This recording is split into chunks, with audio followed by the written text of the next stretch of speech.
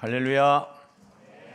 하나님의 은혜와 평강이 여러분의 가정, 여러분의 심령, 여러분의 사역 위에 넘치는 귀한 복된 날 되시기를 주님의 이름으로 축복합니다.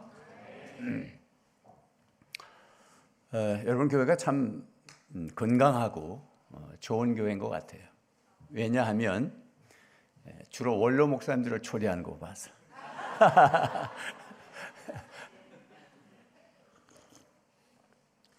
저는 은퇴하기 전에 제 기억에 원로 목사, 은퇴 목사님을 일부러 초대한 적은 거의 없는 것 같아요.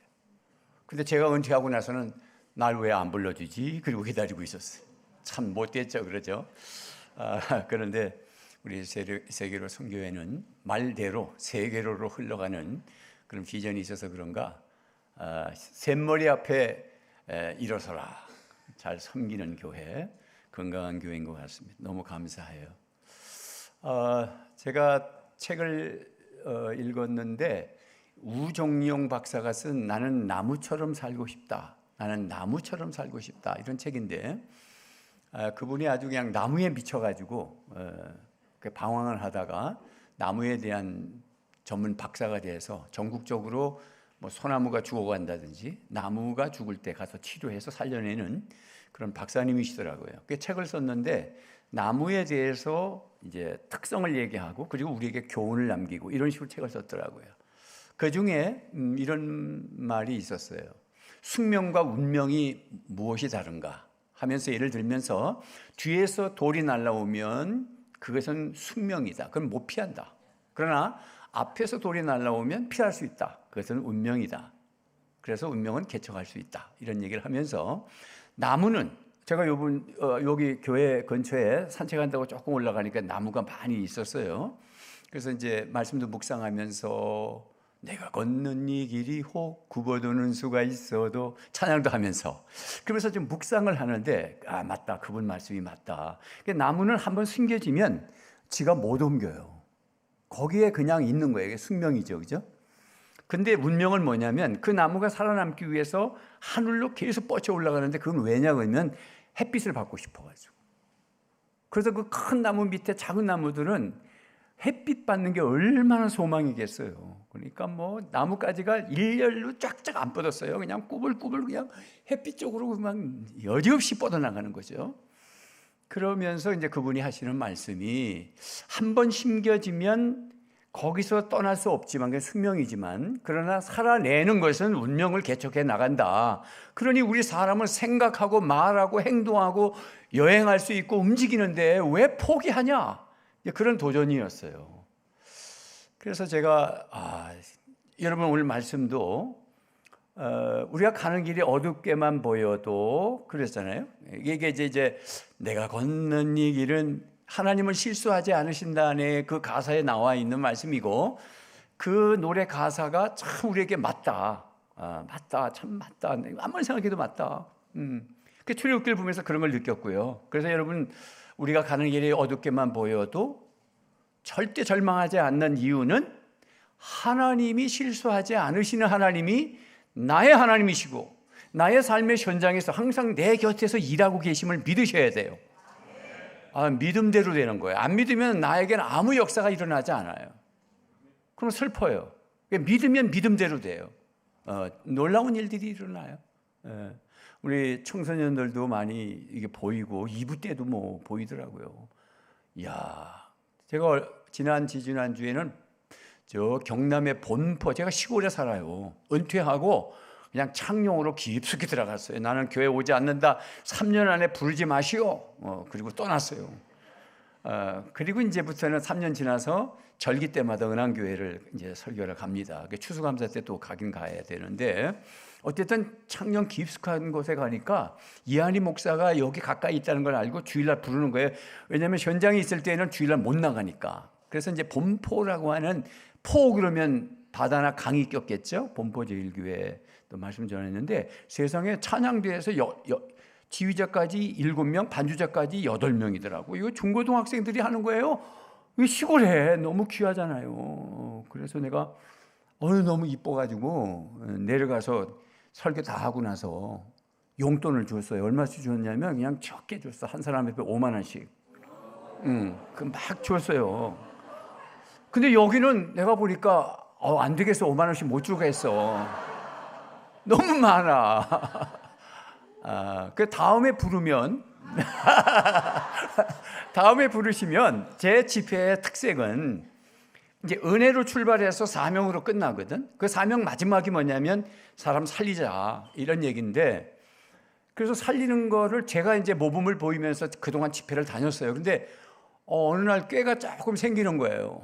성도들을 훈련했으면 성도들이 해야지 왜 내가 하나, 이런 생각이 드는 겁니다. 그래서 이제 제가 이제 만약에 제가 다음 이번에 월요일 날 진주 남부교회라는 데를 가는데, 월요일 날 저녁, 새벽 저녁에 5번 집회를 해요. 그러면 첫날 광고를 합니다. 이제 청소년들이 보이거든요, 조금. 그러면 개근하는 사람들에게 용돈을 준다, 이렇게 광고를 합니다. 그러면 이제 5번 이제 개근해야 되죠. 그럼 나오라 그러면 뭐 많이 안 나와요. 개근한 사람이 몇 사람 없어. 한 6명, 5명 나와요. 그러면 이제 어떻게 하느냐? 장로님들 앞으로 나오세요. 그래서 당신들 10,000원만 주고 들어가라. 한 사람한테 10,000원만. 그럼 그 다음 사람 10,000원 주고, 당신은 10,000원만 주고 들어가면 돼. 그리고 또 권사님 일어나라. 안수 집사 일어나라. 조금 더 주고 싶으면 집사님들 다 일어나셔. 서리 집사, 뭐 하여튼 막 다 일어나. 뒷분 받은 사람. 그러면 대충 한 10만 원 이상은 받아요. 근데 여긴 그렇게 하기가 좀 조금. 그래도 이제 오늘 첫 집회인데 오늘 마지막에 그렇게 하려면은 얼마나 이게 은혜를 받아야 이게 나오거든. 그래서 이제 다음에 혹시나 집회를 여러분 했을 때가 마지막에 여러분들에게 용돈을 줄 수 있지 않겠나. 제가 오늘 은행에 가서 많이 이렇게 올 줄 알았으면, 많이 거슬러 왔으면 내가 다 할 건데 별로 들어있지 않아요. 어쨌든 너무 감사하고 우리 청소년들 너무 귀합니다. 여러분 말씀 잘 들어보세요. 왜 사는지, 왜 공부해야 되는지, 왜 우리는 결혼해야 되는지, 왜 직장 다녀야 되는지, 왜 사업을 해야 되는지, 왜 성공해야 되는지, 왜 건강해야 되는지, 왜 오래 살아야 되는지, 이 질문에 답이 있어요, 오늘 말씀에. 그래서 출애굽기를 알면 인생이 보인다. 시작. 출애굽기를 알면 인생이 보인다. 출애굽기 1장에서 40장까지인데 바로 오늘 저에게 3장 7절 8절이 핵심 구절이에요. 아주 중요해요. 여러분 성경 다 가지고 계시죠? 그래요. 뭐 또 모니터로 띄워드리니까 뭐 그냥 성경 안 가져와도 편하게 그냥 그래 하시는데, 그것도 미션이에요. 하도 요즘은 희귀해서 어떤 게 희귀하냐면 성경을 이렇게 옆에다 끼고 다니는 분들이 주일날 안 보여요. 다 가방 속에 넣거나 아니면 교회에서 띄우니까 그냥 맨몸으로 오고, 아니면 뭐 사물함에 넣어놨다가 그냥 다시 이렇게. 그래서 성경 구절만 가지고 다니시고 내비게이터는 암송 많이 하시니까. 근데 이제 통으로 보는 게 조금 약할 수 있지만 어쨌든 출애굽기를 오늘 통으로 볼 것이고, 짧은 시간이지만 그래서 여러분들이 그런 눈을 딱 뜨게 해드리면 이제 성경 전체가 보이는 그런 시간이에요. 그래서 1부 9시에 하니까 마음이 조마조마해요. 왜냐하면 2부가 또 있으니까 충분히 말씀 전할 수가 없잖아요. 근데 제가 물어보니까 오후 예배가 없다 하더라고요. 그래서 여유 있게, 그러니까 한 3명이, 큰일 났다. 걱정하지 마세요. 시간 가는지 모르는 게 하나님의 은혜인데 그건 제 책임이에요. 졸면 제 책임이에요. 그런 거니까 하나님이 알아서 하시겠죠. 어쨌든 간에 이 출애굽기의 핵심 구절인데, 성경을 보니까 7절 8절 말씀해 보면 동사가 7개가 있어요. 자, 7절 동사 찾아봅시다. 여호와께서 이르시되 내가 애굽에 있는 내 백성의 고통을 분명히 뭐고? 보고. 첫째, 밑줄 끄세요. 그래, 밑줄 끌라니까 이 책에 가지고 계셔야지. 그리고 일부러 성경책을 가방에 넣지 말고 옆에 끼고 오세요, 주일날. 그러면 사람들이 다 아이고 저 예수쟁이. 그래도 그분들이 예수라는 걸 떠올릴 수 있잖아요. 예수쟁이가 얼마나 좋은 거야. 그거는 뭐 부끄러운 게 아니에요. 그죠? 복음은 부끄러워하지 않는 거예요. 자, 그 다음에 보고 그들의 감독자로 말미암아 부르짖음을 뭐하고? 듣고. 밑줄 것이고요. 듣고 들어요.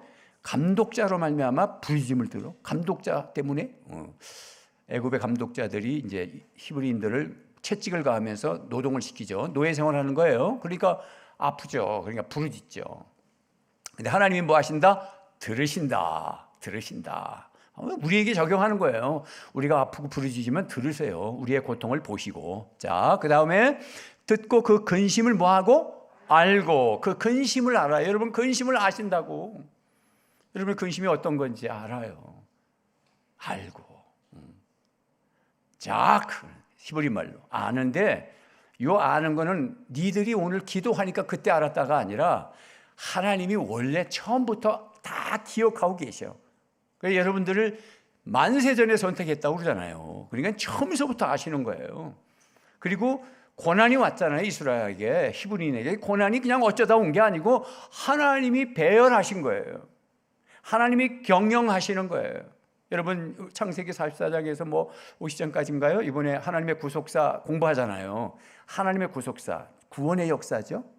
그래서 하나님이 나를 구원하시고 나를 사명을 주셔서 이루어내시는 모든 여정을 하나님이 경영하신다고. 그래서 하나님의 구원 경영. 시작. 하나님의 구원 경영. 내가 그 부모님에게 태어나고 학교를 다니고 이 세계를 선교회에 등록해서 훈련을 받고 성경을 암송하고 그 다음에 다른 친구들을 전도해내는 데까지 하나님이 나를 경영하시는 거예요. 그러면 나도 스스로 나를 경영하는 거예요. 내가 몇 시에 일어나고 성경을 암송하고 큐티를 하고 또 학교 가서 열심히 공부하고 꿈의 대가를 치르고 그 다음에 무엇을 앞으로 어떤 꿈을 이루어서 그 다음에 어떻게 살까 그런 걱정을 하면서 기도하면서 자기를 경영하는 겁니다. 뭐 스마트폰에 게임이 빠질 수도 있어요. 뭐 자유니까. 그러나 나를 경영하는 거예요. 절제해가면서. 예. 학생 때 이거 정말 저도 뭐 학생 때를 다 지났지만은 학생 때가 얼마나 중요하냐. 대가를 치르고 심은 대로 성인이 돼서 거둘 건데 그때 행복하게 누려야지.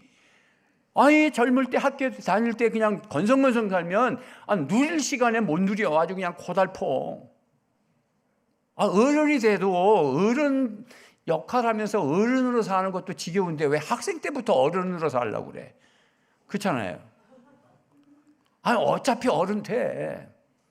시간 지나면 어른 된다니까. 근데 그 어른이 행복해야 되는데 행복은 돈에 있는 건 아니지만은 내적인 자신감이 있는데 내적 자신감은 내가 실력을 쌓을 때 자신감이 있는 거거든. 말씀이 들어오거나 외적인 실력이 있거나 뭔가 자격증이 있거나 뭔가 있을 때 내적 자신감이 있는 거예요. 그래서 어디 가서 떨지 않는 거야. 그러면 꿈의 대가를 치러야 될 시간에 꿈의 대가를 치러야지. 무엇인지 될 수 있단 말이지. 할렐루야. 그냥 막 여러분 너무 좋아. 어쨌든 자, 그래서 어쨌든 보고 듣고 알고. 그런데 제가 알고를 조금 얘기를 하려고 하는 게 뭐냐면 아직 2부 때 바빠서 못했어요. 알고가 그냥 아는 게 아니라 나가 처음서부터 너를 안다. 그 말이 뭘까? 창세기 15장에 아브라함에게 벌써 예언을 해놨어. 아브라함 이후의 사건을 갖다가 예언을 해놨다고. 15장에 뭐라 그랬냐? 네 백성들이, 아니 아브라함이 이삭도 안 낳는데 아직 백성은 없어요. 근데 네 백성들이 애굽에 가서 종살이 할 거다. 400년 동안. 창세기 15장에. 이걸 나중에 찾아보셔. 19절부터 나와요. 그리고 뭐라 그랬어? 너를 갖다가 노예 생활을 하고 막 채찍을 가했던 애굽을 내가 나중에 징치할 거야. 그러니까 쓰시고 버리는 거야, 하나님이. 그러니까 마귀도 하나님이 적절할 때 사용하셔요. 욥을 훈련하시는 거 봐요. 악도 사용한다고. 이 세상에 우리나라를 보면 악이 있고 불의가 있잖아요. 그냥 그것도 하나님이 훈련하시는 거예요. 이때 우리가 살아남아야 되는 거예요. 주 안에 거하시고 주 안에 뭐가 있다? 아까 찬양했잖아요. 생명이 있고 능력이 있다. 가사가 보니까 계속 하는가 주께 있네 이거 끝나더라고. 그것이 내 안에 있어야 되는 것은 노래가 놓쳤어요. 가사가. 바쁘니까. 주 안에 생명이 있고 주 안에 영생이 있고 주 안에 능력이 있지만 사랑이 있지만 내가 주님을 영접하면 내 안에 생명이 있고 내 안에 사랑이 있고 내 안에 능력이 있는 거예요. 할렐루야. 그게 신앙생활이에요. 우리는 혼자 사는 게 아니에요. 그래서 그 애굽을 징치할 것이고 그 다음에 세 번째는 뭐냐면 나올 때 출애굽할 때 금은 보화를 가지고 나오리라. 그리고 네 번째는 4대 만에 나오리라. 이 예언을 기억하셨다는 거예요. 그래서 똑같이 이루어집니다. 결국은 400년이 돼서 출애굽하게 되고 그 다음에 바알 왕을 저 홍해바다에 다 군대를 몰아넣고 징치하고 그 다음에 여인들이 금은 보화를 가지고 나오고 그 다음에 4대 만에. 그 당시에 아브라함이 아직 이삭도 안 낳았는데 이삭의 아들 누구죠? 이삭의 아들 야곱과 에서는 버리고 야곱을 쓰셨어요. 장남이라도 버렸어요. 하나님의 주권이에요. 야곱을 썼어요. 야곱 속이고 뜯어먹고. 그런데도 하나님과 관계가 있으면 하나님 쓰셔요. 그래서 우리의 신앙생활은 관계예요. 신앙생활은 뭐다? 관계다. 하나님 사랑, 이웃 사랑. 이 관계 얘기하는 거예요. 신앙생활에 가장 중요한 게 전도다, 예배다, 기도다, 다 중요해요. 그렇지만 핵심 단어는 관계예요. 하나님하고 친밀한 관계 속에 있을 때 응답이 오고, 하나님과 친밀한 관계 속에 있을 때 하나님이 나를 경영하시는데 제대로 쓰임 받는 거예요. 그러니까 날마다 물어야 돼. 나는 하나님과 지금 관계 맺고 살고 있냐? 휴대폰 깨지리기고 매 게임이나 하고 쇼핑하고 휴대폰 가지고 맨날 하는데 성경을 한 번도 안 읽는다. 성경 암송하라 그러면 신경질 난다. 그러면 관계가 깨진 거지 뭐. 아니 내가 어떤 애인이 있다 예를 들면 막 지금 연애 중이다. 그냥 가슴이 두근거리고 막 미치겠다. 그냥 밥 먹을 때도 생각나고 잘 때도 생각나고 공부할 때도 생각나고 그 정도 해야지. 그 하나님이 그러냐 이 말이지. 하나님은 가끔 일주일에 한 번 생각난다 그러면 관계 다 깨진 거지. 내가 관계가 깊은 사람이면 새벽 2시에 전화부터 나간다. 그러면 내가 하나님과 관계가 깊으면 오늘 기도해도 응답이 온다. 근데 한 달에 한 번 어쩌다가 생각나면 기도하면 무슨 응답이 오겠어요? 하나님은 인격적인 하나님이시라고.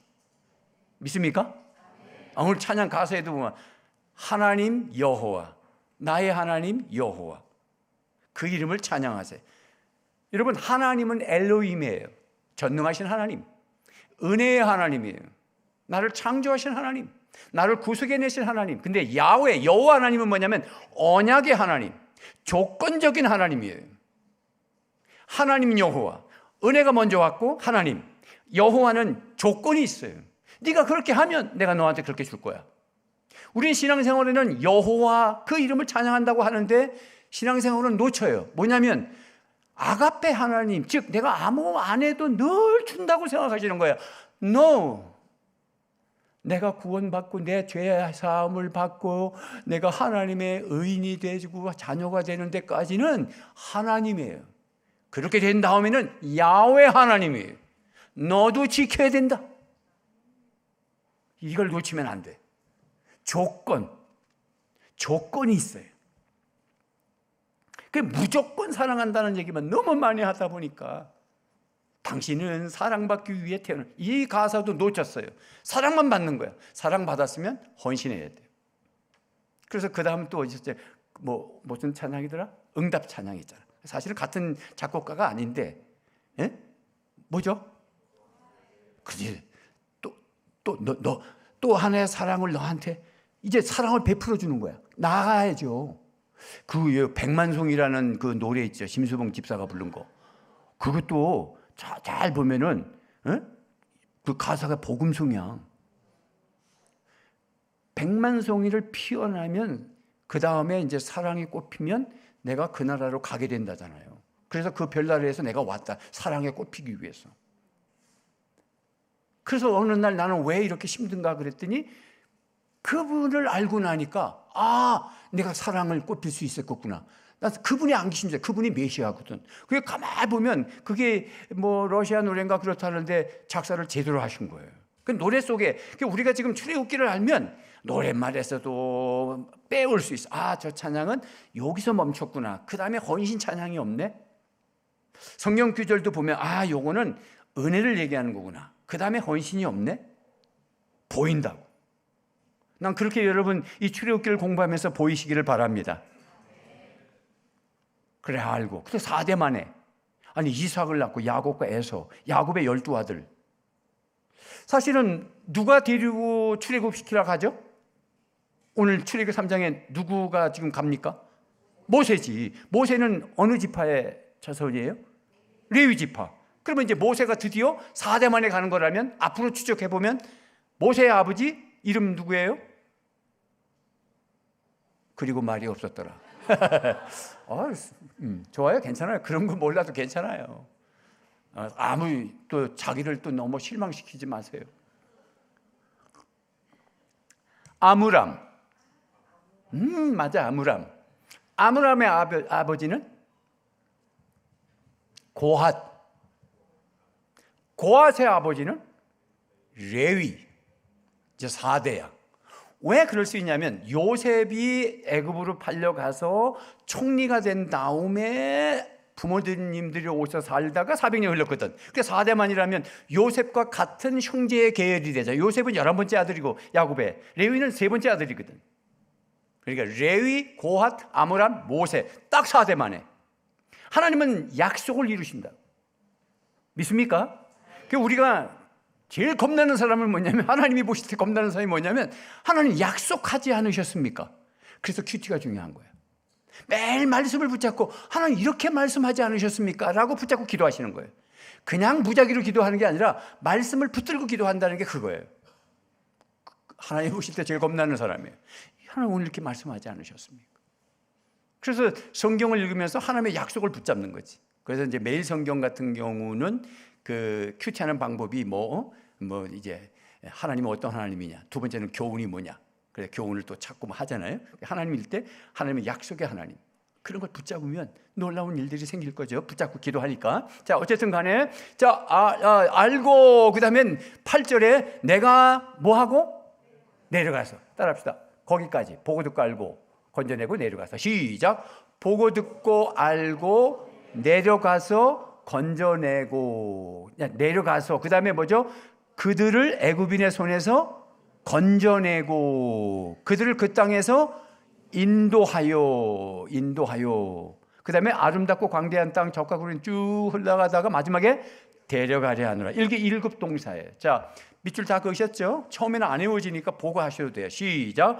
보고 듣고 알고 내려가서 건져내고 인도하여 데려가려 하노라. 이게 인도하여야 인도하고야 그런 거 중요하잖아요. 그게 중요하지 않습니다. 핵심 단어가 더 중요해요. 보고 듣고 알고 내려가서, 내려가고야 서야, 내려갔다는 게 중요한 거예요. 내려가서 인도하여 데려가려 하노라. 다시 한번 시작. 보고 듣고 알고 내려가서 건져내고 인도하여 데려가려 하노라. 있습니까? 이런 부흥에 이제 홍보물도 보내고 하잖아요. 그러면 우리에게 적용하면, 누가 아픔을 당했어, 어려워, 너무 힘들어. 그러면 내가 보고 듣고 알고, 또 나한테 무슨 전화도 오고 카톡이 어렵고 힘들다고, 이 사람이 전도 대상자야. 보고 듣고 알고, 그 다음에 내려가는데 하나님이 내려가자는 게 모세가 내려간다고. 모세는 목자라고. 우린 모두가 목자예요. 그래서 내가 내려가는 거예요, 그들에게. 그래서 그를 인도해요. 인도해서 라이드 해가지고 어디로 들어와요? 데려가려 하노라. 어디로 데려오는 거야? 예배당으로. 그래서 출애굽기는 사실은 데려가는데, 적과 꿀이 흐르는 가나안 땅으로 데려가는 게 맞는데, 출애굽기 안에서는 성막으로 데려온다고. 예배를 드려야 그 다음 쓰임받기 때문이에요. 이게 쫙 펼쳐져 있어요. 그래서 우리가 누구를 내려가서 건져내고 인도해서 여기다 앉혀놓는 거예요. 여기는 지금 우리가 무슨 쉬어보는 자리가 아니라 다 하나님의 임재를 경험하는 시간이에요.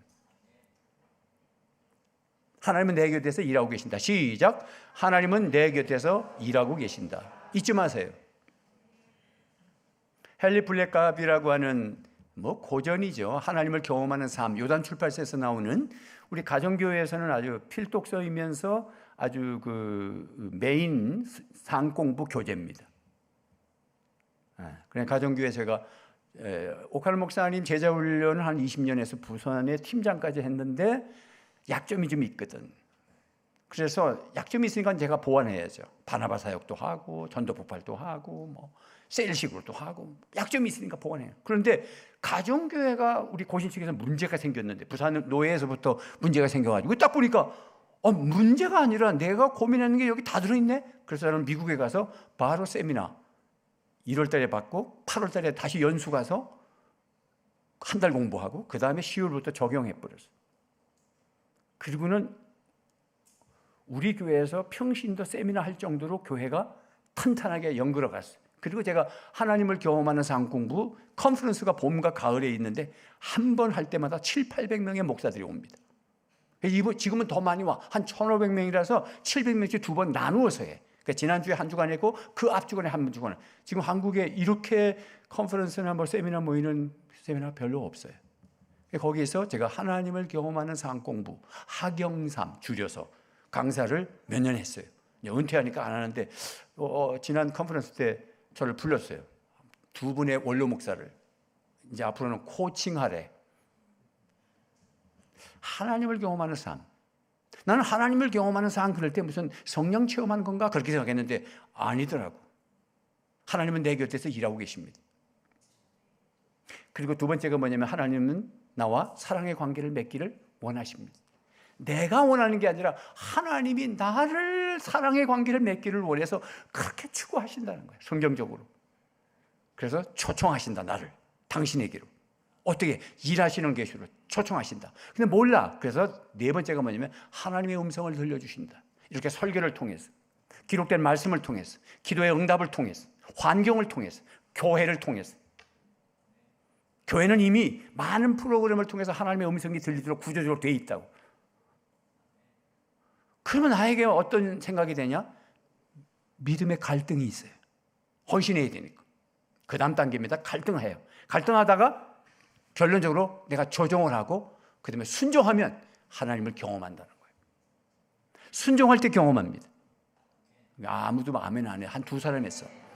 순종한다면 제일 기분이 안 좋거든요. 성경 암송을 할 수 있는데 순종 안 하면 좀 싫어. 근데 순종할 때 경험합니다. 저 은항교회 뭐 모르시죠? 은항교회 몰라요. 여기 특히 여기 이쪽에 좋은데 여기 온천장 가까이 요 어디예요? 금곡? 여기가 어디쯤입니까? 금정구. 네, 저는 장님들이 사는 곳이어서 장님 공단에 거기에 있어요. 교회가 종탑도 없는 한 30평 건물에 30명 정도 모이는 교회에 부임을 했어요. 고신칙입니다. 고신. 겁나 고신. 그래서 30년 목회해서 은퇴했습니다. 하나님이 놀라운 일을 벌려주셨어요. 이야. 그래서 나는 교회는 다 나처럼 되는 줄 알았는데 잘 안 되는 데가 많더라고.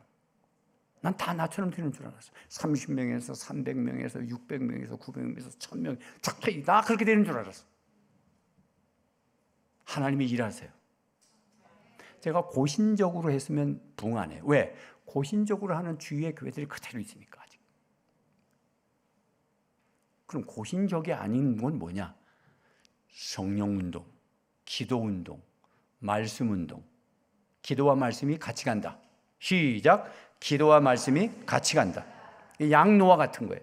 말씀만 가면 너무 이론적이야. 차가워. 기도만 가면 심리주의에 빠져. 기도와 말씀이 균형 있게 할 때 보트가 앞으로 나가는 거예요.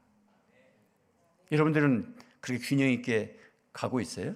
너무 내비게서 말씀하는데 기도 성령도 받으셔야 돼.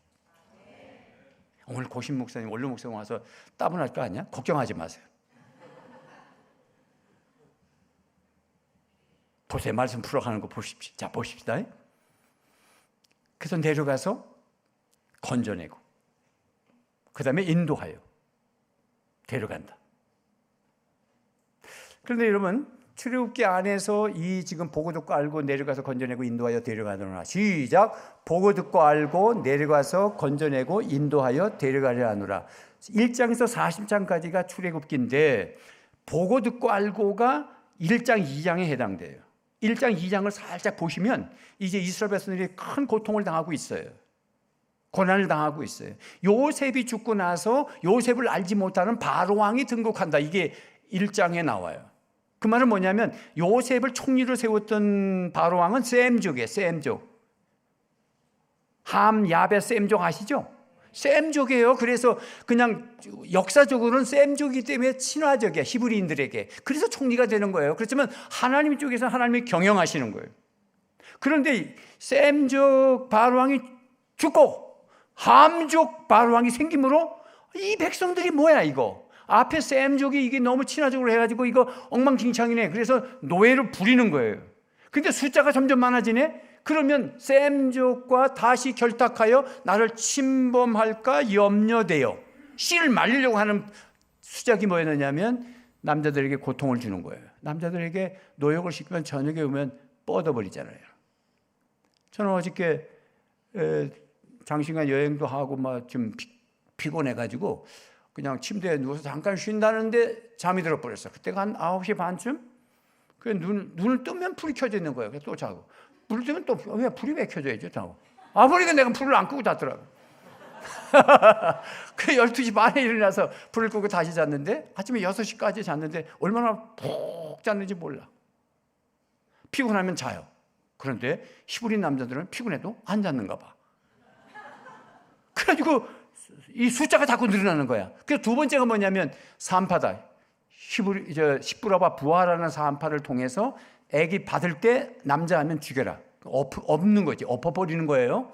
그런데 히브리 그 산파들이 뭐라 하느냐면 우리가 도착하기 전에 유대인 히브리인 여자들이 얼마나 건강한지 지들이 벌써 아기 낳고 태초를 다 끊고 앉아 있는데 우리가 어떻게 죽이냐? 그럼 못 죽이지. 살인자가 되는 건데. 그렇게 거짓말을 했어. 그러니까 거짓말도 사람 살리는 거짓말은 괜찮아. 그래서 그 거짓말 기독교 윤리 증안에 기생 라합의 거짓말 가지고 6개월 공부하더라고. 6개월 공부해. 신대원 가니까 아따 지구에서 혼났네. 그 무슨 기독교 윤리 그래가지고 뭘 그렇게 힘들게 해. 지금 2분이면 간단한 건데 사람 살리는 거짓말은 괜찮아. 우리 다 거짓말 하잖아요. 암 환자 신방 가가지고 병원에 가서 어머야 죽게 됐네. 얼굴이 왜 이렇게 반쪽이야? 그렇게 하지 않지. 어떻게 누워있는 사람이 나보다 더 건강해 보여? 이거 거짓말이거든. 근데 사람 살리기 위해서. 여러분 그래서 거기 성경 1장이에요. 1장. 저만 쳐다보지 마시오. 1장에 살짝 봐요. 자 15절에 애굽 왕이 히브리 산파 시브라와 하는 사람과 부하는 사람에게 말하여. 그렇게 죽이라 했단 말이야. 그래서 했더니 20절에 시작. 하나님이 그 산파들에게 은혜를 베푸시니 그 백성은 번성하고 매우 강해지더라. 그 다음에 21절에 그 산파들은 하나님을 경외하였으므로 하나님이 그들의 집안을 흥왕하게 했다. 여러분의 집안이 잘 되려면 사람을 살려야 된다는 거야. 하나님의 구속사는 뭐냐면 공부하는 게 아니에요. 내가 다른 사람을 섬겨서 살려내는 하나님의 구속사의 한 편을 담당할 때 내 집안, 나도 잘 되고 내 집안도 잘 된다는 거예요. 바로왕은 이름이 아니야. 고유명사야. 바로 1세, 바로 2세, 바로 3세, 무슨 모세 나가는 거예요. 그런데 십부라와 부하, 하나님의 구속사에 사람 살리는 이름을 분명히 대잖아요. 그게 하나님이 하시는 일을 보면 쩔뚝거리는 인생. 노예를 지금은 어떤 생각을 가지고 계시냐면 노예를 하나님의 자녀로 만들고 바로를 섬겼던 그들의 400년의 역사 속에 하나님을 잊어버렸던 사람을 거룩한 하나님의 백성으로 만들기를 원하세요. 그래야 사람 살리러 나갈 거거든. 이게 하루에 아침에 빠지는 게 아니야. 민수기에 보면은 막 계속 원망불평해요. 원망불평하고. 죽었으면 좋았을 것을 이러면서. 민수기 14장 가봐. 12정탐꾼 사건 알잖아요. 10명이 막 우리는 죽는다 안 된다 그러니까 막 울고 난리가 나고 여호수아 갈렙 두 사람만 할 수 있다 그러고 이렇게 성경은 그런 거야. 생명 라인에 서시는 분은 누구냐면 사람 살리려고 말하고 행동하는 사람들이야. 믿습니까? 아브라함하고 같이 나왔던 사람이 누가 있었어? 아브라함 시대에 같이 남은 롯.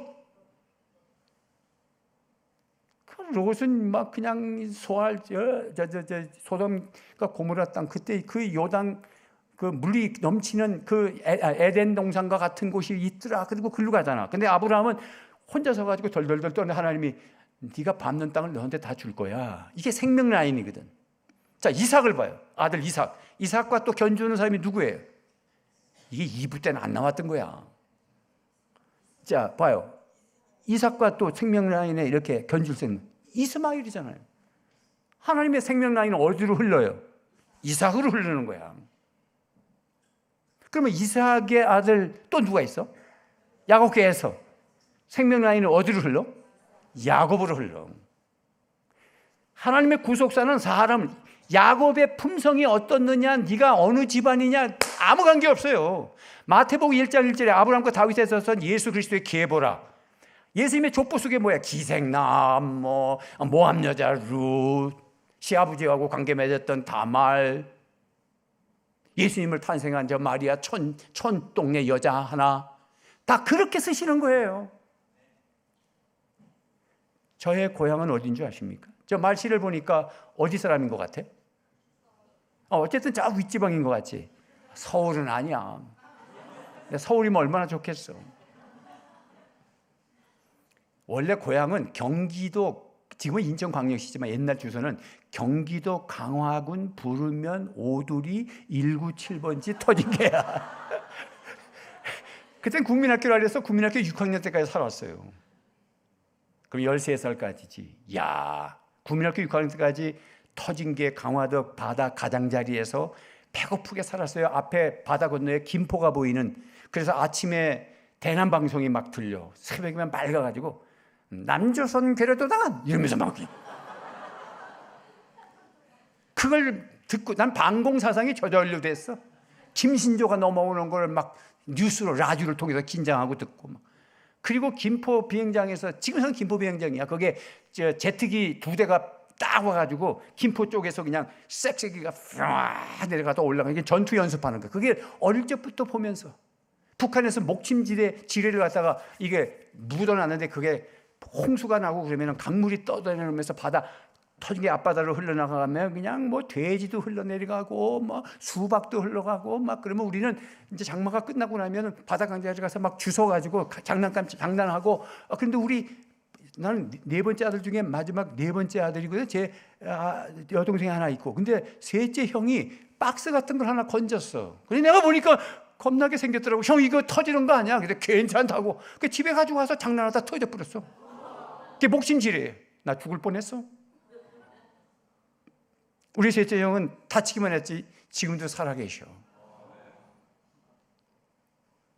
하나님의 구원 경영.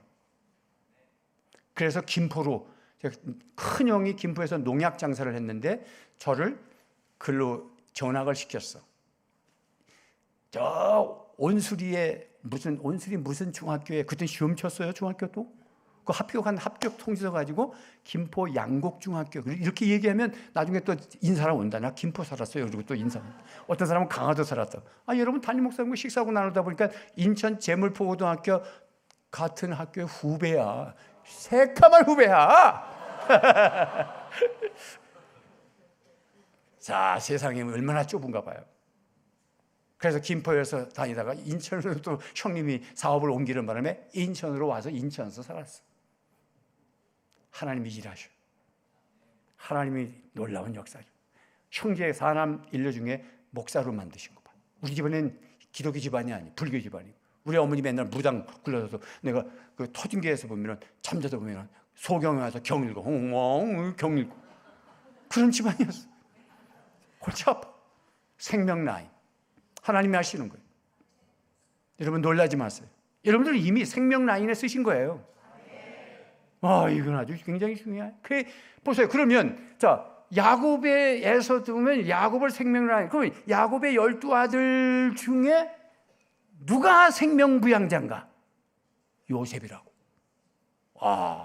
팔아먹었잖아 다른 놈들을. 요셉이 생명 부양자다. 이집트가 총리가 됐을 때 애굽의 변방도 다 살렸지만 자기 가족을 모시고 오잖아. 효자죠. 우리 청소년들 요셉 같은 생명부양자가 되시기를 바랍니다. 무슨 얘기냐면 상처가 있었지. 팔아먹었고 유괴당한 거나 똑같잖아 이거는. 그런데 치유받은 거예요. 성령님이 함께 하셔서. 그리고 총리로서 성공하고 나니까 내적 자신감이 생겼어. 형제들이 왔을 때 막 떨잖아요. 두려워하지 마소서. 형님들 놀라지 마소서. 형님들 날 팔아서 내가 여기 온 것이 아니라 우리 하나님이 나를 앞서 보내셨는데 우리 백성 살리시려고 앞서 보내셨다. 이렇게 우리의 환경을 재해석하는 능력이 우리에게 있어야 된다고. 이한희 목사 여기 왜 왔냐? 담임 목사님이 안식을 갔기 때문에 부른 것은 아니야. 여러분들에게 서도록 한 것은 이 말씀을 전하라고. 자, 그래서 바로가 그렇게 했는데 포기하지 않았죠. 세 번째가 뭐였어요? 세 번째는 아들을 낳으면 나일강에 빠뜨려라, 죽여라. 그러니까 이거는 군사들에게 명령한 게 아니라 이집트 백성, 저 그걸 보면은 이스라엘 히브리인들과 이집트인들이 섞여 살한 거야, 마을에. 그러니까 아기 울음소리를 딱 들었을 때 아들이면 잡아서 그냥 나일강에 던져버리는 거야. 야, 그때 모세가 태어난다고. 2장 1절을 한번 보세요. 2장 1절을 한번 보세요. 시작. 레위 가족 중 한 사람이 가서 레위 여자에게 장가들어. 생명 라인에는 적극적이야. 여러분 3장을 우리가 본문으로 봤습니다만 벌써 이미 모세가 80세가 돼서 부름받은 대근데 2장 1절에 이제 장가들었는데 3장에는 벌써 80세가 됐어. 하나님의 구속사는 급하셔. 내일 모레가 아니야. 오늘이야. 하나님의 구속사는 오늘이다. 시작. 하나님의 구속사는 오늘이다. 왜 여기 보면 한 레위 가족 중 한 사람이 레위 여자에게 장가들었단 말은 그때 장가들어서 아들 낳으면 나일강에 죽어요. 전에 아프리카에서 에볼라라고 하는 바이러스가 유행했죠. 에볼라에 전염이 되어 있는 여성이 아기를 낳으면 애가 머리가 이만해져 가지고 이상한 기형아가 태어나고 죽고 그랬어요. 그래서 전 세계가 난리 났었잖아요. 그래서 그것이 바이러스를 잡을 때까지는 임신하지 마시오 그런 이야기도 있었어. 근데 여기는 지금 아들 낳으면 나일강에 빠지는데 한 레위인 남자가 한 여자에게 장가들었단 말이요.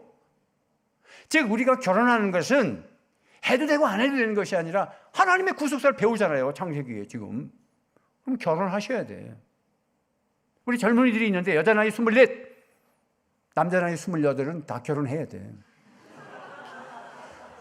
참 이게 문화가 이래니까 이게 세상에 흘러서 다 웃는 거야. 아주 옛날로 가면은 여자 나이 16에 결혼하기도 했지만 그건 너무 흉측하고 제 때 결혼할 때 1970년도요. 73학번이거든. 73학번. 그러면 80년도에 결혼할 때는 보통 여자 나이 24, 5, 많으면 5. 남자는 군대 갔다 와서 직장 구하면 28 졸업해가지고 결혼했다고. 그때가 가장 싱싱할 때야. 참 뭐 여자가 30, 남자 35, 막 노년에 결혼해가지고 애기 나니까 애들이 건강하지 않은 거야. 결혼은 어차피 해야 돼. 결혼은 취사 선택하는 게 아니야. 우리는 뭐 머리를 성경 암송하고 막 딸딸 외우고 뭐 하나님의 구속사 할렐루야 그러는데 너 결혼해라 그러면 no. 결혼도 하나님의 구속사예요. 여러분 출애굽기를 보면은 성경에 하나님의 구속사 얘기하시니까 여러분들이 하나님의 구속사에 큰 두 기둥이 있어. 첫째 기둥은 뭐냐면 내려오는 화살표와 올라가는 화살표예요. 자, 무슨 얘기냐면 내려오는 화살표는 하나님의 은혜가 내려오는 거예요. 조건 없이. 성경의 구조가 그렇습니다. 하나님의 구속사는 자, 출애굽기를 보면 출애굽기에서 보고 듣고 알고 내려가서 건져내는 게 12장이거든요. 그게 6월절이거든요. 어린 양의 피로 문설주에 바르는 거거든요. 그러면 1장에서 12장까지는 내려오는 거예요. 이스라엘 백성이 한 게 아무것도 없어요. 보고도 깔고 내려가는데 내려가는 게 하나님이 내려오시는 게 아니라 모세를 준비시켜가지고 내려보냈어요. 그래서 3장에서 11장까지는 모세가 바로와 영적 대결하는 거예요. 이집트가 이스라엘 백성이 한 게 아무것도 없습니다. 은혜는 위에서부터 화살표가 내려오는 거예요. 그 다음에 12장에서 어린 양의 피를 문설주에 발라라. 그냥 구원이에요. 신분이 바뀌어요. 노예에서 하나님의 자녀로. 바로를 섬겼던 그 우상 숭배자들이 하나님을 섬기는 자로 바뀌는 거예요.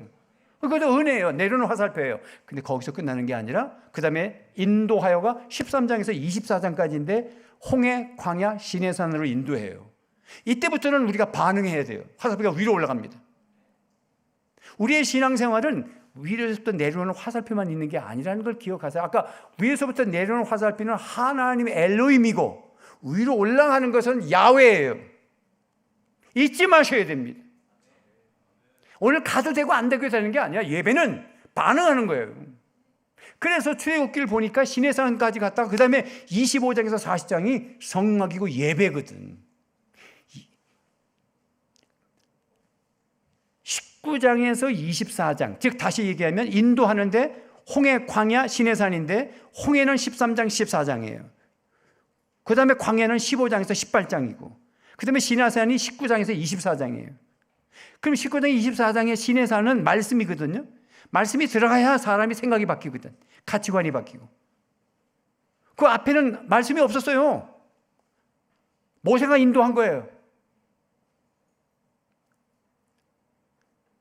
그리고는 바로 25장 40장은 예배로 들어간단 말이지. 그리고 나오면 왕 같은 제사장으로, 하나님의 대행자로, 하나님의 장자들로 나가서 사람을 살려 나가는 겁니다. 이게 우리 인생의 구조예요. 여러분, 그냥 나는 어떻게 사람, 나 같은 게 뭐 의사가 되고 변호사가 되고 뭐 이런 식으로 청소년 집회하면 막 그때도 참 그건 지금 서글퍼요. 다 머리 좋아서 다 공부 잘하고 다 검사, 판검사 되고 의사 됐으면 좋겠지만 그렇지 않은 사람도 많잖아요. 우리 형제님이 여기 와서 지금 예배 때 들으셨는가 모르는데 아까 제가 송목사님께 소개를 받으니까 저 바깥에 여기 야채 파시는 형제님 계신데 저분이 어제 저녁에도 하시더만 아침에 일찍 일어나셨는데 우리 아침 먹으러 우리 이 초원장님이셨구나. 그렇게 말씀하시는데 우리 교회 나오신다 하더라고. 여기 계셔요? 손 들어보시오. 혹시 계시면. 할렐루야. 박수 한번 쳐봐요. 감사합니다. 그리고는 당신도 예배드리지만 또 전도도 하신다는 거예요. 이게 하나님의 구속사를 이루는 거예요. 내가 야채 몇 개 팔아도 나는 이병철, 이건희 회장보다 더 큰 그분들이 예수 안 믿어요. 세상은 복지를 주지만 복음은 안 줘요. 제 아무리 어떤 복지가 있어도 그건 죽으면 천국이 아니라 지옥이에요. 우리에게 있는 자산은 뭐냐면 나에게도 야채를 파는 그런 현장이 있지만 이게 빵이에요, 빵. 그리고 내가 전도해서 사람을 데려갈 때 이게 복음이거든. 사람을 살릴 때, 우리가 사람을 살린다 할 때 사람이라는 구조는 3분설로 말하면 영혼 육이고 2분설로 말하면 영혼과 육이야. 이 성경에 두 가지 다 있어요. 그런데 우리 집 애견 해피하고 나를 비교해 보려면 2분설 가지고는 설명이 안 돼. 그죠? 영혼 육 3분설로 얘기해야 돼. 이놈은 혼과 육은 있어도 영은 없어. 근데 나에겐 영혼이 있어. 영. 원숭이 아무리 사람같이 생겨가지고 뭐 해도 그놈은 절대로 예배드리지 않아. 왜? 영이 없어. 근데 사람을 먹는 식인종이라도 예배드려. 하나님을 몰라서 그렇지 태양신에게 와 사람이니까. 그러면 사람으로 태어났으면 예배자로 설 수밖에 없어요. 구조가 그렇습니다. 하나님을 만나든지 우상을 섬기든지 아니면 나는 아무것도 안 믿는다 그러면 자기를 믿는 거예요. 돈을 믿고. 절대 아무것도 안 믿을 수가 없습니다. 구소상 창조하신 하나님의 손길은 그 영을 넣었을 때는 예배자로 만들어놨어요. 그래서 출애굽기는 마지막 예배를 드렸을 때 사람을 살리러 나갈 수 있는 거예요. 그러면 사람을 딱 보니까 사람을 살리려니까 한번 보십시다. 이쪽에는 금정구 쪽에는 다 잘 사는 건 모르지만 진짜 전도로 나갔다고 생각해봐요. 그게 어려워요. 여름에 올여름에 얼마나 더웠습니까? 아이 둘에 엄마가 애들 키우는데 아빠는 일찍 돌아가셨고 예를 드는 거예요. 나 지금 오늘 오후 예배 끝나면 저 금사교회 또 집회하러 가야 돼. 거기는 총동원 주의를 지킨다고 저를 들어 오늘 설교를 하래요. 거기도 얘기하겠지만 거기 진짜 어려운 동네거든. 그러면은 갔는데 세상에 선풍기도 한 대도 없어. 더운데 애들하고.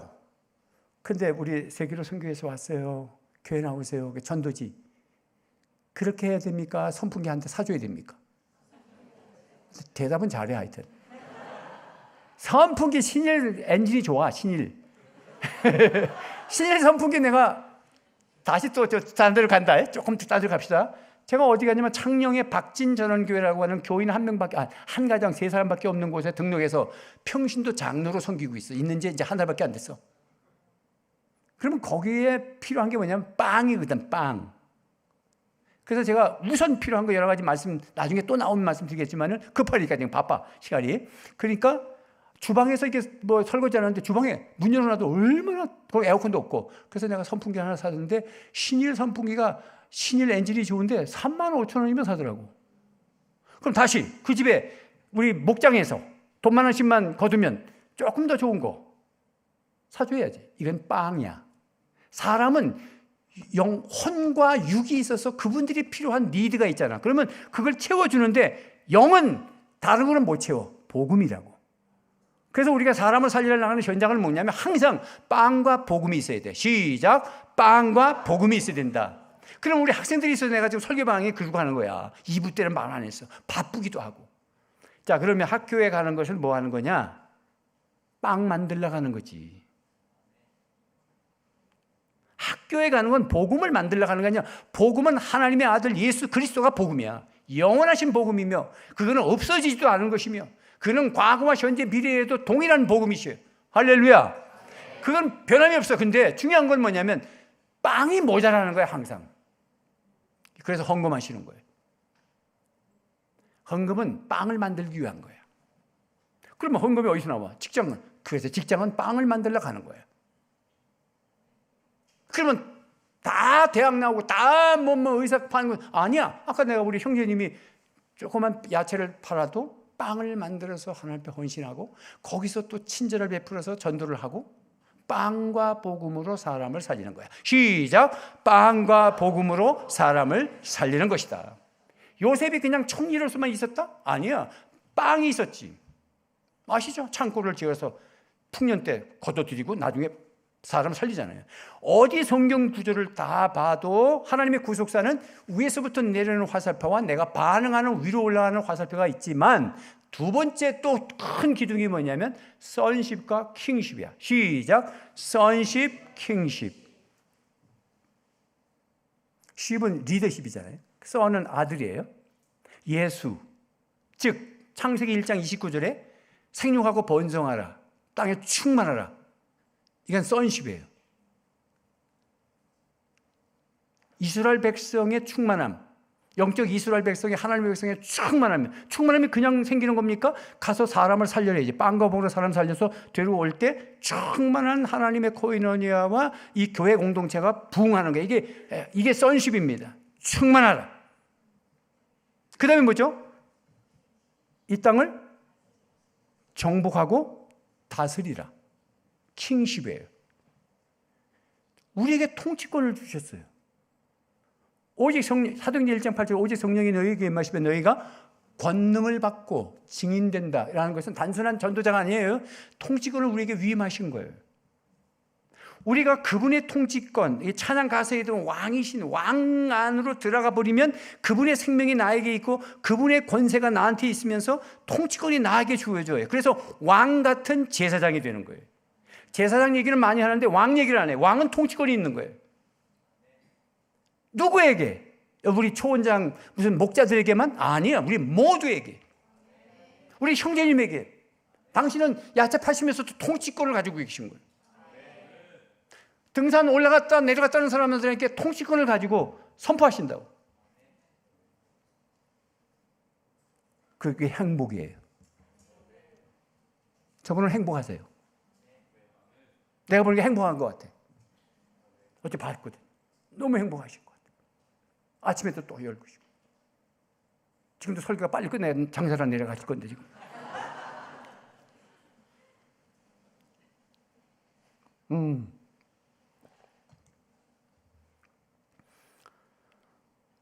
그러면 이제 여러분들, 그래서 제가 애들 용돈 주는 거예요. 그 빵이거든. 이런 설교를 하고 마지막 결단할 때 아멘 하고 집에 갈 게 아니라 청소년들 나와라. 그리고는 용돈 줘야지. 근데 오늘은 준비가 안 됐을 것 같고 또 5번의 집회도 아니고 아직 열이 많이 안 났거든. 지금 하라면 시험 들어. 10,000원도 시험 들어 또. 자, 다시 보고 듣고 알고 7단어 시작. 보고 듣고 알고 내려가서 건져내고 인도하여 데려가려 하노라. 장소로 본 출애굽기 애굽. 따라서 애굽. 그게 출애굽기 1장에서 12장까지가 애굽의 사건이에요. 홍해를 건너는 겁니다. 이제부터 바깥으로 나가요. 홍해, 따라서 홍해. 그 다음에 광야. 광야가 홍해는 13장, 14장이고 그 다음에 광야는 15장에서 18장. 5대 광야가 있어. 그러니까 오늘은 제가 서론을 하면서도 계율을 하면서도 던질 건 다 던졌어. 여러분들에게 하드웨어를 드렸어. 그러니까 소프트웨어는 여러분들이 채워놓으면서 성경을 읽으면서 여러분들이 자기 말씀을 받으셔야 돼. 구절을 드렸으니까. 모든 성경을 보면 화살표가 내려오고 그 다음에 내가 반응하도록 다 돼 있습니다. 큐티에 보면. 그리고 두 기둥, 선십과 킹십이 있어요. 자, 광야, 5대 광야이지만 지나갑니다. 시내산, 말씀이에요. 그 다음에 거기까지가 24장이거든. 19장에서 24장. 야, 아무리 바빠도 제가 시간을 보니까 많이 됐어요. 이제 마무리 질 거예요. 출애굽기 19장 하나 봐요. 19장에서 24장까지가 시내산이거든. 근데 19장을 딱 보십시다. 하나님의 생각이 어떠신가 봐요. 19장 4절 봐요. 급하니까 뭐 1절부터 안 하고 4절 한번 봅시다. 4절, 5절을 한번 봅시다. 4장 5절, 6절까지 쭉 볼까요? 시작.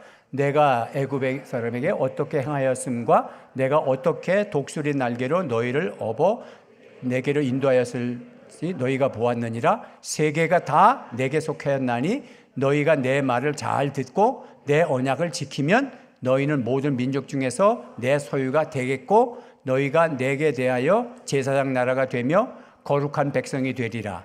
너는 이 말을 이스라엘 자손에게 전할지니라. 아멘. 자, 19장에서 24장이 시내산에 해당되고 20장이 십계명이 바로 나오잖아요. 그런데 시작하면서 시내산은 말씀이란 말이야. 앞에서 홍해를 건너는 사건은 세례입니다. 홍해에 문제가 있을 때는 어떻게 풀어라. 그런 것도 교훈받을 수 있어요. 우리 큐티로 가볍게 보면. 그냥 구속사를 볼 때는 바울 사도가 고린도전서 10장 2절에 세례로 봤어요. 세례라는 것은 주인을 바꾸는 거예요. 이제부터 내가 세상에 살 때에는 스마트폰 게임이 우상이고 돈이 우상이었지만 이제부터는 내가 세례받는다는 것은 나의 삶의 주인이 하나님이시라고 서약하는 것. 그때 세례받는, 물 세례받는 겁니다. 그러면 이제 앞으로 그렇게 살아내야 되는 거예요. 그 살아내는 게 5대 광야를 거치는 거예요.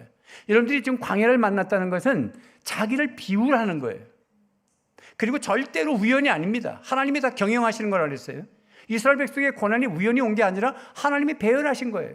셈족 바로왕에서 함족 바로왕으로 요셉을 불러서 총리를 만들어서 가족을 초청해가지고 400년을 흘려 200만이 흐르고 다시 구속사를 위해서 출발을 하고 이거 하나님이 경영하시는 거예요. 그래서 어떤 고난이 왔을 때 다 하나님의 뜻이 있을 거야. 시작. 다 하나님의 뜻이 있을 거야. 그리고 부르짖는 거예요. 기도하면 하나님이 쫙 부르짖으면 응답하신다고, 기억하신다고 그러죠. 쫙 기억. 히브리 말로 부르짖는 이스라엘 백성들이 부르짖었더라는 것은 자칼이거든. 자칼이 기억하다고 자아크가 부르짖는 거예요. 비슷해 단어가. 어쨌든 간에 여기 오늘 19장에까지 왔단 말이에요. 광야 생활을 거쳤으면 이제 자기를 부인하고 자기를 비우고 했어요. 이제 빈 공간에 하나님 말씀이 들어갑니다.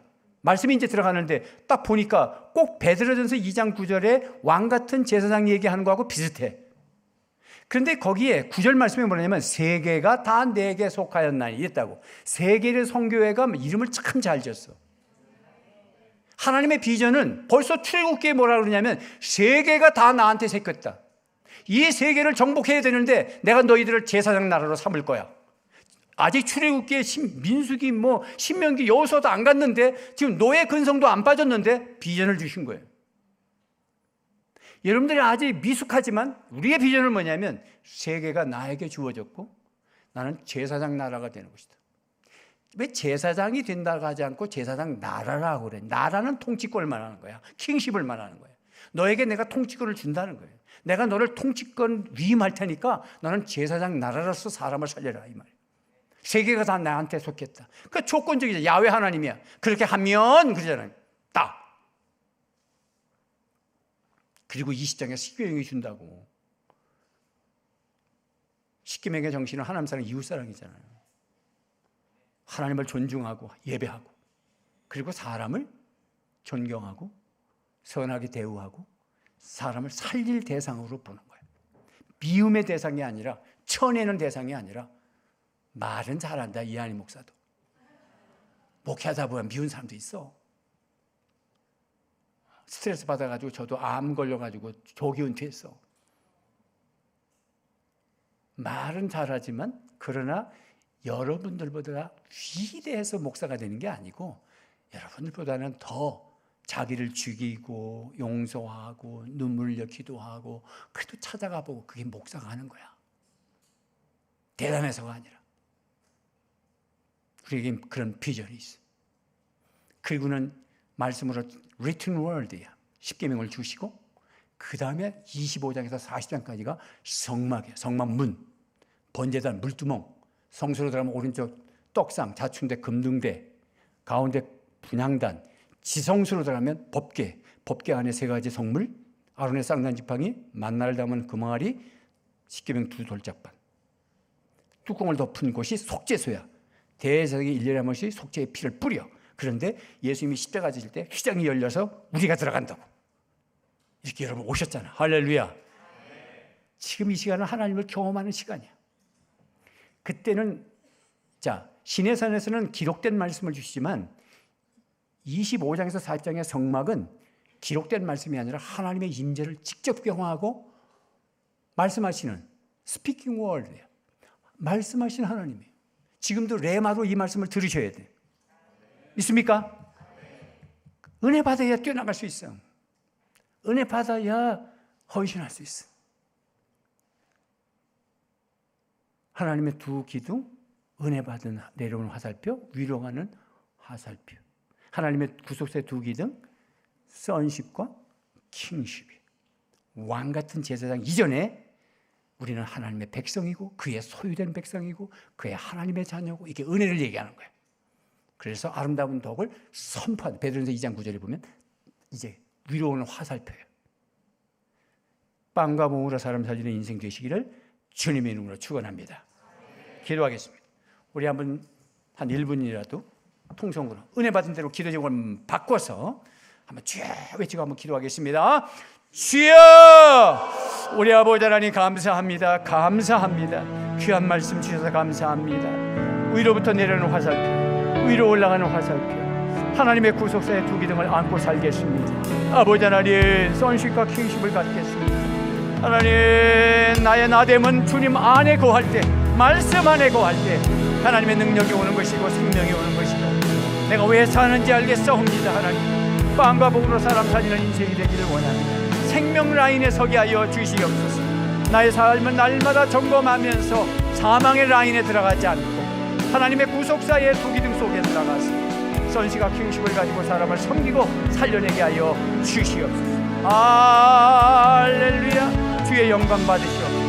하나님의 뜻이 선하게 이루어지는 현장에 살게 하여 주시옵소서. 할렐루야. 감사합니다. 감사합니다. 다 같이 일어나셔서 찬양하겠습니다.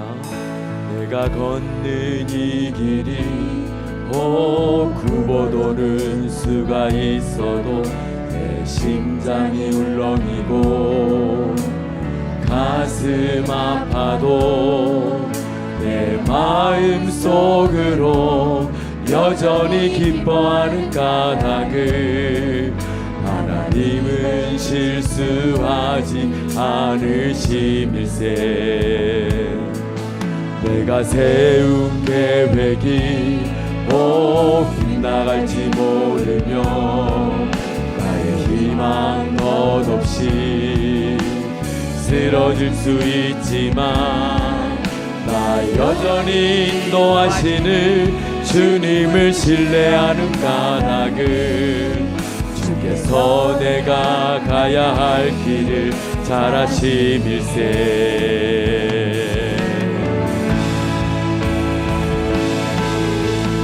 어두운 밤 어둠이 깊어 날이 다시는 밝지 않을 것 같아 보여도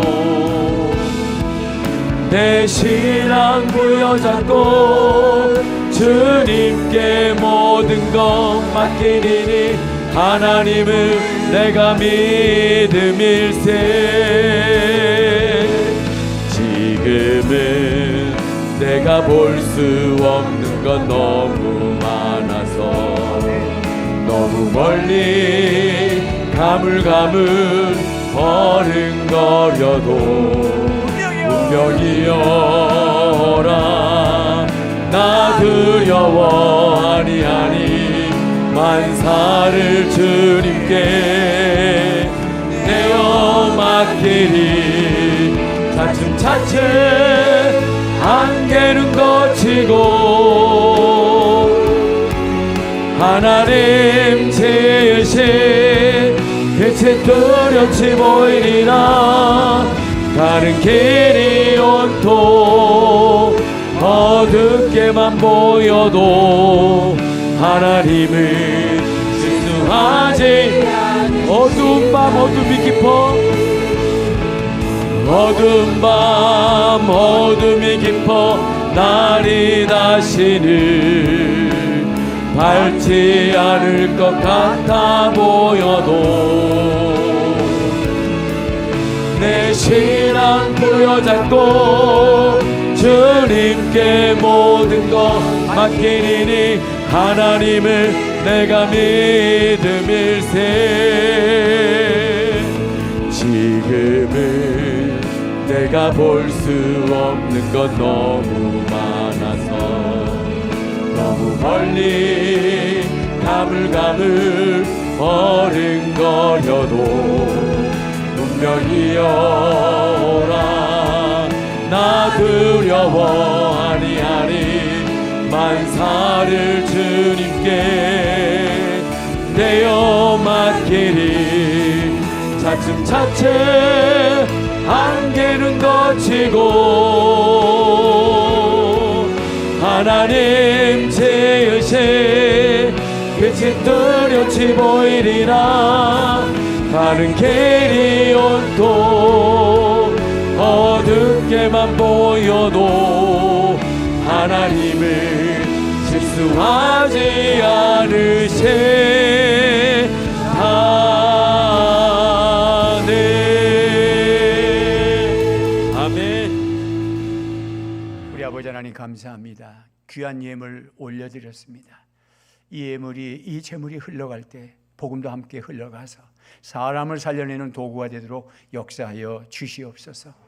이 물질이 세계로 흘러가고 세계에 눈 어두운 자, 주님 만나지 못한 자를 뜨게 하시고 사람 살리는 도구가 돼서 변방의 저 세계 곳곳에 복음이 세워지고 하나님의 나라가 성립되고 교회가 세워지는 역사의 도구가 되도록 은혜 베풀어 주시옵소서. 바친 손길들, 저들의 직장과 사업과 가정을 주님이 기업을 이루게 하시고 신앙의 대물림을 통해서 명가를 이루시며 내가 삶의 현장에서 조금씩 빵과 복음으로 사람 살려가는 왕같은 제사장, 하나님의 대행자, 장자들이 되게 하여 주시옵소서. 감사하고 거리 주 예수님 이름으로 기도하옵나이다. 아멘. 지금은 우리 주 예수 그리스도의 은혜와 우리 아버지 하나님의 크신 사랑과 성령님의 감화 감동 위로 교통하심의 역사가 오늘 모여서 예배드렸던 하나님의 백성들 머리 위에 전 세계에 흩어져서 복음을 증거하는 우리 기독교 선교사님들의 그 사역 위에 이제로부터 영원토록 함께 있을지어다. 아멘.